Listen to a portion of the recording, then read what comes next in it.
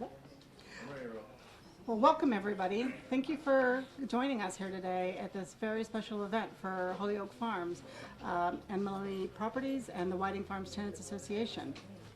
My name is Felicia Jacques. I'm the Managing Director of Maloney Development, which is an affiliate of Maloney Properties, Inc. We are thrilled to have you here today to celebrate the start of this exciting revitalization of this tight-knit community. I am joined here by Governor Baker, Mayor Morse, and Mark Teeden, Vice President of Multifamily Programs at Mass Housing, who represent some of our great partners and the support we have gotten for this very special project. I also see other folks in the audience that I'd like to take a moment to recognize. Some of our other partners and advocates that are also in attendance today would like to say thank you to Rep. Vega, Councilman Peter Talman, Councilman Mike Sullivan, and Council President Todd McGee. Thank you very much for joining us, and welcome to Holyoke Farms. We'd also like to say thank you to our partners in this venture, the Richmond Group, Mass Housing, the Department of Community and Housing Development, and TD North, who is our construction lender. In partnership with the Massachusetts Department of Housing and Community Development, the City of Holyoke, Mass Housing, and the Whiting Farms Tenants Association, Maloney Development will preserve and enhance this long-standing housing community through a renovation program that combines both substantial upgrades to existing units and new construction, bringing a total of 191 affordable units to the 221 unit of Holyoke Farms. This has been a labor of love for Maloney Properties. We have been on the site for almost 20 years, and we are dedicated to providing great mixed income housing options for the residents across the Commonwealth. When we started our planning, it was critical for us to take a step back and assess what this community and the city of Holyoke really needed in terms of housing. We sought to address the need for Holyoke Farms long-term residents, that is, their desire to provide homes where they can age in place amongst their friends and neighbors, coupled with our desire to help fill the gap between the demand and supply for fully accessible one-bedroom units in the city. The end result of this project will include 217 renovated 2- and 3-bedroom townhouse-style units and a newly constructed low-rise elevator building, housing fully accessible one-bedroom units along with a tenant community room and new management space. Once complete, the project will bring a total of 229 units of much-needed family housing to the community. Of the 229 units, as I mentioned, 191 will be deemed affordable, with 8 reserved for households earning below 30% of AMI. Our goal is to provide Holyoke Farms with quality, affordable housing that continues to celebrate and encourage that core sense of community and friendship that we have come to know and admire during our time here. Maloney Development looks forward to transforming Holyoke Farms for the many hardworking families in this gateway city. We are grateful to the city and state for their support and are committed to maintaining quality, diverse housing options for the state. And now, I would like to introduce you to the true champion of affordable housing. Governor Baker understands that Massachusetts needs more mixed income housing to expand our workforce, grow the middle class, and stay competitive in the global marketplace.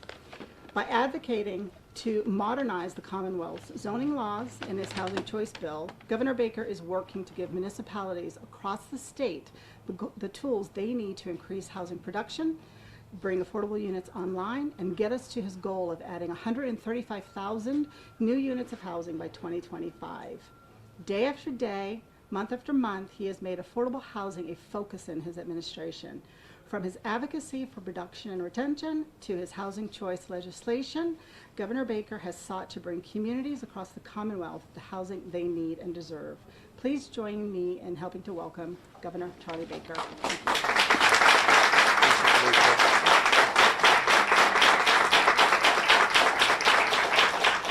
Thank you very much, Felicia. Let me just start, first of all, by saying how happy I am to be here today, to be part of this opportunity to transform this community based on the vision that was developed by all of you and by the community to sort of create the framework for the next 30 years. And Felicia, I appreciate you talking a little bit about the Housing Choice Bill.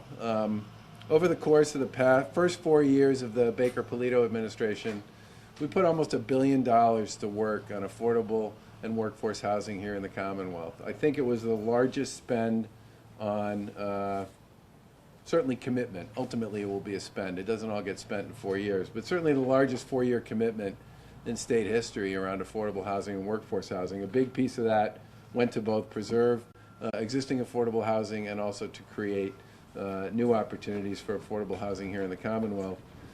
And I signed the largest housing bond bill in state history in the summer of 2018. And one of the things I worry about a lot is whether or not we're going to actually be able to put a lot of the resources that are in that bill to work. And the reason I worry about that is because we simply don't produce the same amount of new housing of any kind that we used to produce year after year after year and decade after decade after decade for almost 50 years. And for 50 years, we produced about 30,000 new units of housing every year. And then starting in about 1990, that number fell to literally less than 10,000, less than 15,000, some cases even below that. And for 25 years, over a period of time in which our population has grown by about 600,000 people, we have wildly underproduced when it comes to new housing. And one of the things that happens if you don't produce new housing is you create shortages. And when you create shortages, you don't have a lot of inventory. And when you don't have a lot of inventory, everything that gets to the market gets bid up dramatically, and that pushes people farther and farther away from where they want to live to where they can afford to live. And the other thing that happens is we choke off the ability of local communities to basically reimagine their housing stock and their communities generally. Now, why is that important? Because once upon a time, the key ingredient to the vibrancy of any downtown in any community in the Commonwealth was retail. That was, in fact, the anchor. Well, guess what? The internet had something to say about whether or not you could continue to make retail the core element of your downtown. So communities need to be able to rethink and reimagine their communities, which means, among other things, creating housing, office space, hospitality, some retail, but to really be able to invest in this whole idea of live, work, and play. And that's for young individuals. It's for seniors who raise their families in a community but don't want to live in a single family house anymore and would like to live somewhere where they can walk to get a cup of coffee and not have to shovel the driveway. And to create possibilities and opportunities all the way up and down what I call the stack: affordable housing, workforce housing, senior housing, mixed-use housing, transit-oriented development.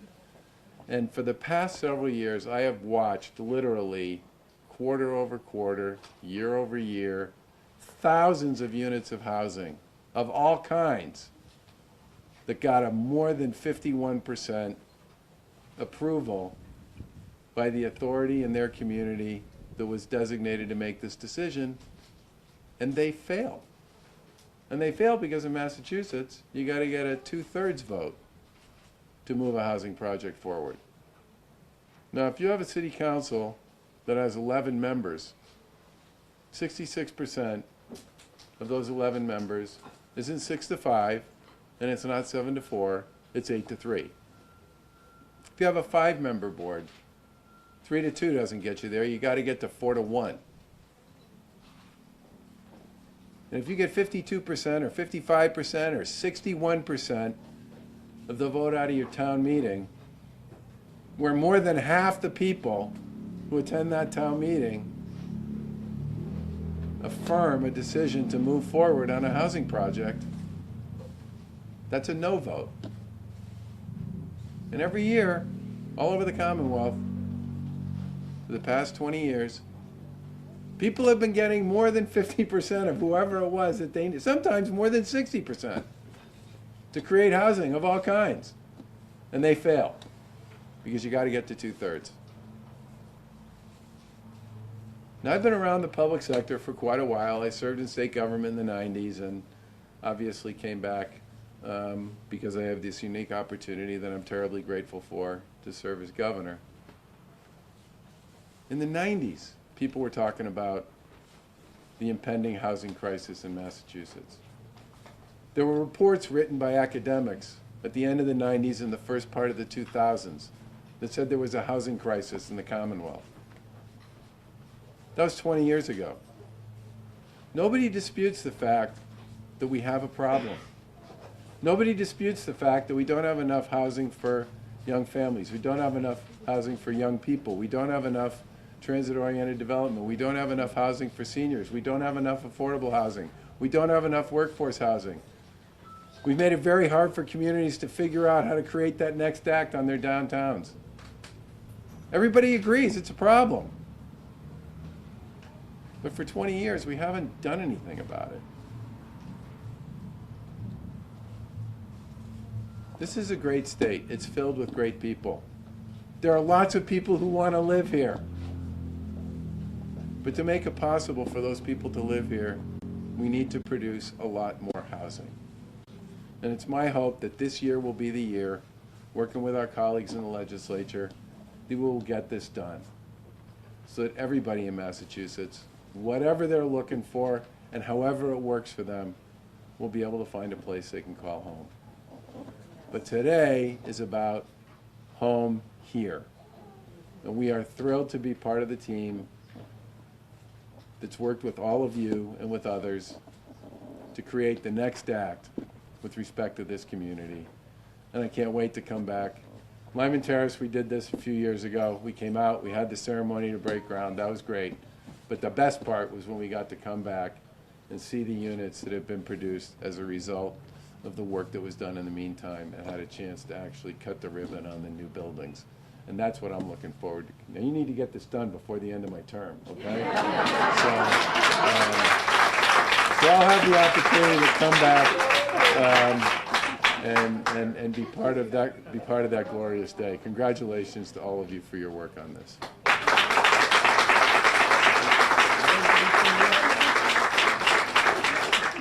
I now take great pleasure in introducing your mayor, Alex Morris.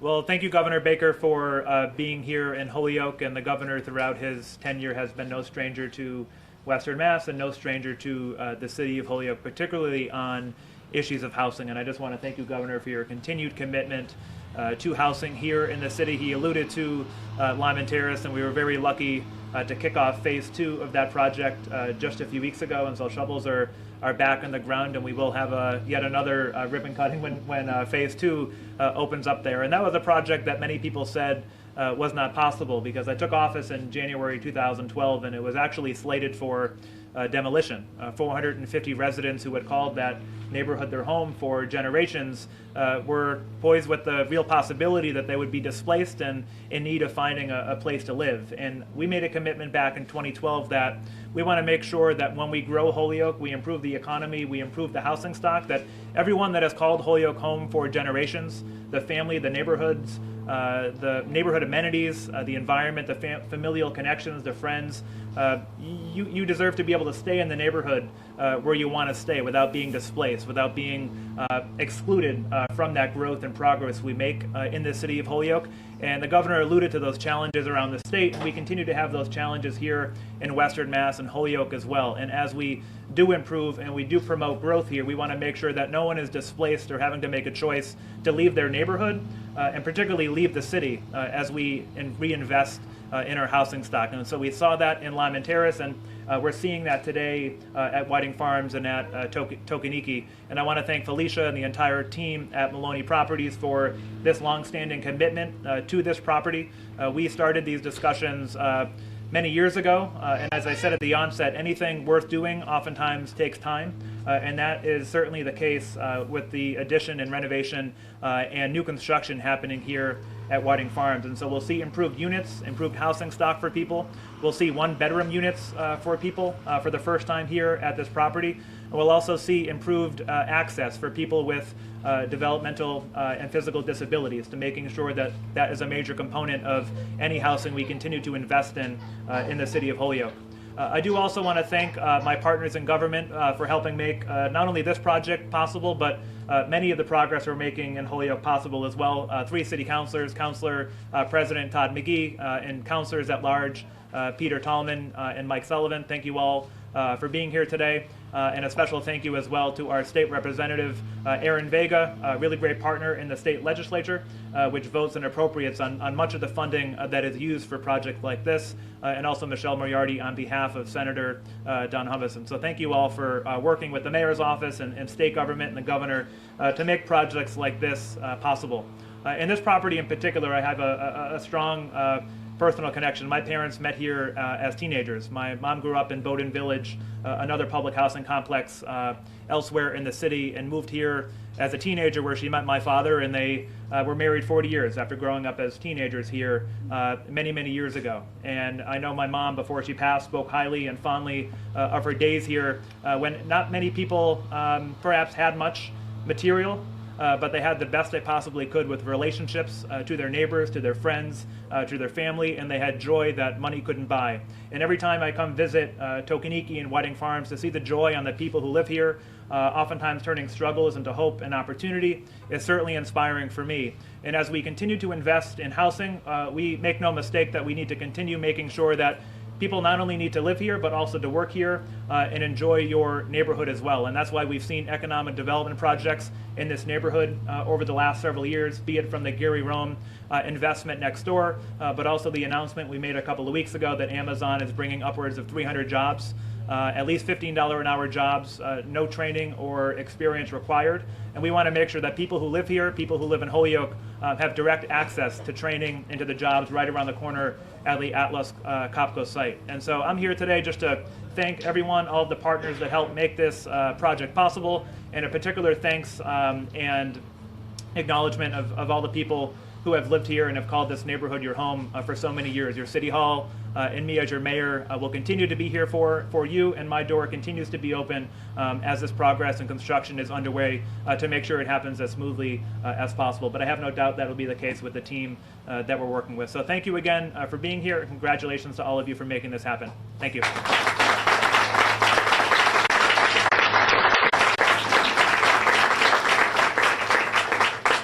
At this point, I will bring up a partner on this project, Mark Teeden. He's the Vice President of Multifamily Programs for Mass Housing. So welcome, Mark.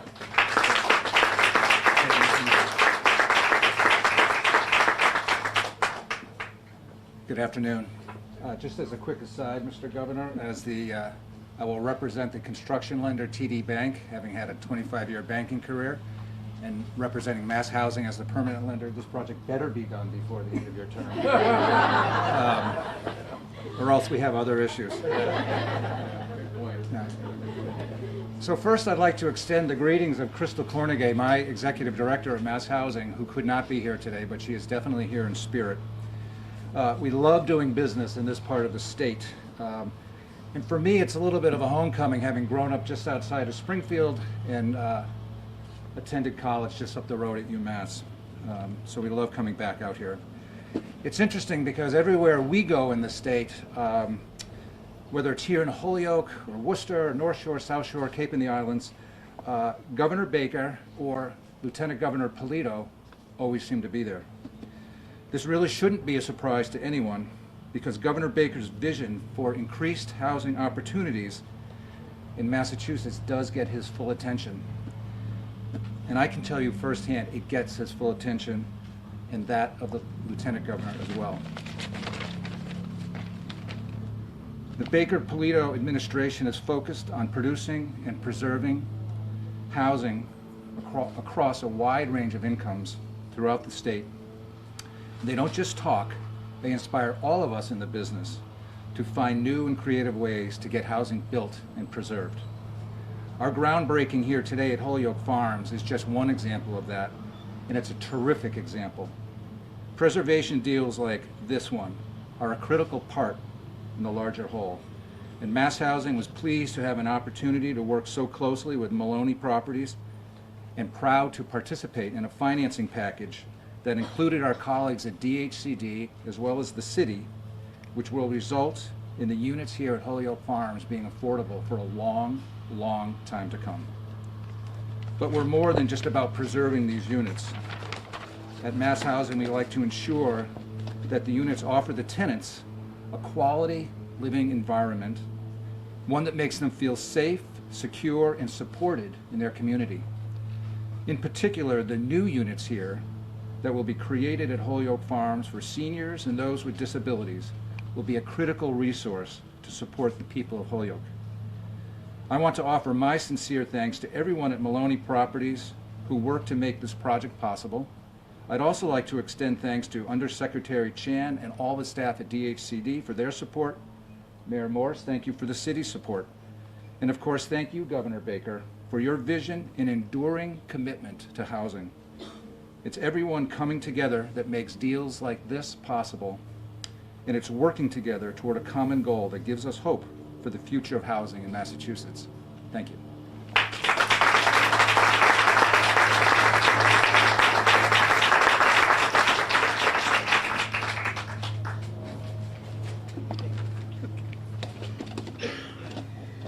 Well, I see that we have many of our friends out in the audience and team members. I see we've got our contractor. We have our charge, right, Nate?